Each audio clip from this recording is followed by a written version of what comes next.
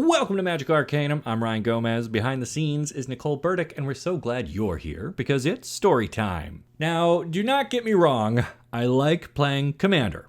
It is Magic's most popular format, and for good reasons. It is social, it is the apex of self-expression, it is endgame content for people who have been, grinding their collection for the past 30 years. But summer is upon us, and the blistering heat of the sun has inspired me to mix it up a bit and explore Twin Suns, the multiplayer singleton deck format for Star Wars Unlimited, another game close to my heart.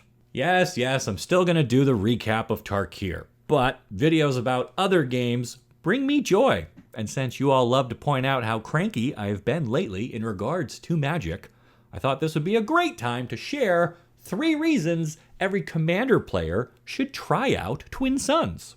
Actually, reason 0 is just that it's healthy to take a break from anything after a while, even a lifestyle game like Magic. So please don't get defensive or hostile or anything like that here. This is just a fun rundown of something I wanted to share with you, because variety is good. Okay? Okay. The number 1 reason every Commander player should at least try Twin Suns is value. It is affordable to put together a deck for Star Wars Unlimited in general, but when you compare Twin Suns to Commander specifically, well. In Twin Suns, your deck is 80 cards rather than 100, and you don't need to include lands in there anywhere, because in this game, any card can be used as a resource. Lands are a hugely expensive part of Magic, as you know, so getting rid of something like that frees you up to craft a deck that plays the way you want to play. Every Twin Suns deck does need 2 leader cards, Twin Suns, and 1 base. And those establish your color identity and give you something to build your strategy around. And leaders and bases are also super cheap in this game, so it's very easy to find a combination that speaks to you without having to chase down expensive legendary creatures. Now, does Star Wars Unlimited have expensive cards? Absolutely, but overall, the base versions of cards are very affordable, which means you can assemble an 80-card deck for a lot less than a comparable 100-card Commander deck, while still having the opportunity to bling it out if you want to. That's right, between hyperspace foils, event promos, and Carbonite Edition prestige cards, there's just enough shiny stuff out there to make Watto jealous. And hey, while we're on the topic of value, I should mention the sponsor of this video, Into the AM. They've got a sale going now through June 1st, with savings up to 70% off site-wide. Oh, not enough value for you, huh? Well, my link down below adds another 10% off, making this the perfect sale to kick off your summer wardrobe refresh. I have been a fan of Into the AM for years now, and their shirts are a great way to make a statement at the tabletop or at the backyard barbecue. Their designs cover everything from sci-fi to fantasy, along with rock-solid basics that you can layer with their hats, hoodies, and jackets. And it's all super comfortable and high quality, so it will last a long time. Come on, you already invest in sleeves to make your favorite deck look nice. Doesn't your own body deserve the same treatment? Into the AM, perfect for every occasion, and with my link, you'll save extra while supporting the show, and that's great because this is my most desperate hour. I play a lot of card games. Maybe too many. No. Okay, so back on topic. Twin Suns is a good value. It is cheap to play, but if the game is no fun, then what's the point, right? Well, that brings me to reason 2 you should try it out. It is fun, and a big part of why is it's fast. Star Wars Unlimited in general moves with a different pace than Magic altogether. It has an urgency baked into it that starts on turn 1 because you begin the game by placing any 2 cards from your hand face down to become your starting resources. Yeah, you start on 2 and never have to worry about drawing lands, so the game opens with action, and from there, things develop very quickly because you also draw 2 cards a turn. You have a constant flow of new cards and options, but here's the catch. You only get to take one action at a time before priority passes to your neighbor. I mean, this game doesn't really call it priority, but I'm trying to use language Magic players will understand. That is my communications degree at work. Anyway, one action, then pass. Actions can be playing a card, attacking with a creature, in this game called a unit, or activating an ability granted by one of your cards already in play. Turns keep going until everyone is out of actions or decides to pass, but before that, you can claim one of 3 special tokens. If you take the initiative token, you can't take any more actions this round, but you get to go first in the next round, which can be of huge strategic value. Likewise, taking the Blast token ends your actions for this round, but deals 1 damage to each opponent's base, which further energizes the game and puts everyone on a clock. The third option is to take the Planning token, which again ends your actions, but lets you loot. That is, draw a card and then put one on the bottom of your deck. This can help a lot in a singleton format where you need just a touch of sculpting to find your way through the next few turns. And since Twin Suns is designed for 4 players, the fact that there are only 3 special tokens to claim each round means someone is getting left with nothing, which puts even more pressure on managing your actions wisely and keeping the game moving. A game of Twin Suns ends on the turn when a player is eliminated by taking lethal damage to their base.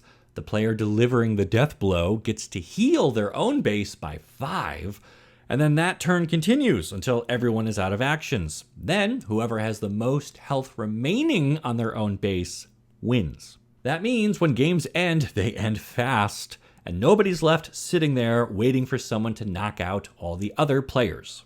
That also means you are much less likely to get ganged up on or stomped out of the game early because that ends it for everyone. And if someone doesn't have enough health to win when you die, they are incentivized to protect you, if only to buy themselves more time to lower the other player's remaining health. All of the politics and social interaction you say you love about Commander, it's built right into the core mechanics of Twin Suns.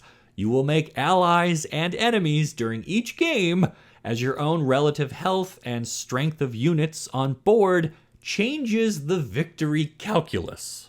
But again, speed. Even if you do lose a close game, and for me they have all been close games, you get to shuffle right up and start again, with most of my Twin Suns experiences taking about an hour each. That makes it way easier to fit in more games each time you play and know what you're committing to when someone says, "One more?" before you nervously check your phone and remember you have to work in the morning. The round-robin nature of actions means nobody gets to sit there and combo off for 30 minutes while the table watches, and the game ending shortly after one player dies means you're never missing out on the fun for long. Oh, and that Blast token just makes everybody sweat, so it's a great experience all around. Okay, good value and fast gameplay. What else does Twin Suns offer you, my little lore mages? How about the most Vorthos-friendly and flavor-driven gameplay this side of the Outer Rim? Obviously, Star Wars is a massively popular franchise, and the cards for this game do a great job capturing the unique characters, locations, and events we all know from the movies, shows, comics, books, and bedsheets. You want a Jedi deck with lightsabers and force powers. Your leaders can be Obi-Wan and Mace Windu at the peak of their influence during the Clone Wars. Are you a group hug style player? Jabba and Bossk can run the underworld together, tossing out bounties, sort of like enchantments that stick to units, and then reward players for killing or capturing those targets. You can subtly influence the whole game, and then feed your enemies to your pet Rancor. Fans of the Mandalorian series can pair him up with Bo-Katan and retake Sundari, or you can go the Andor route and assemble the whole Rogue One squad, including Jin, Baze, and even K2SO.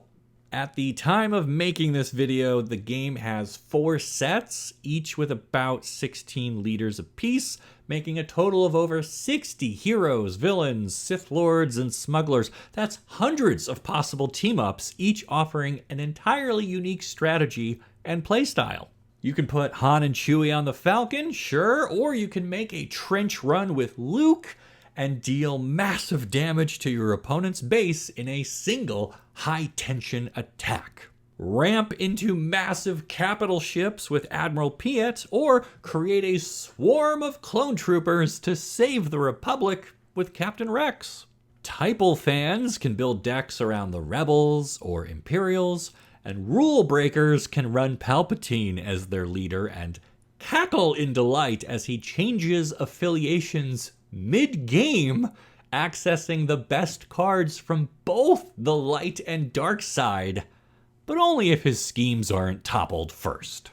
I know Commander can have dramatic moments too, but watching my legendary dragon get blocked by the battle bus from Fortnite kind of breaks the spell these days. You know what I mean? So yeah, those are my 3 reasons you should try out Twin Suns this summer. Play it for the value. Play it because it's fast. Play it because it's got more flavor than my mustache after I eat a bag of Doritos. Or play it because it's summer and it's a great time to shake things up and make some new friends and support your local game store and the card game scene.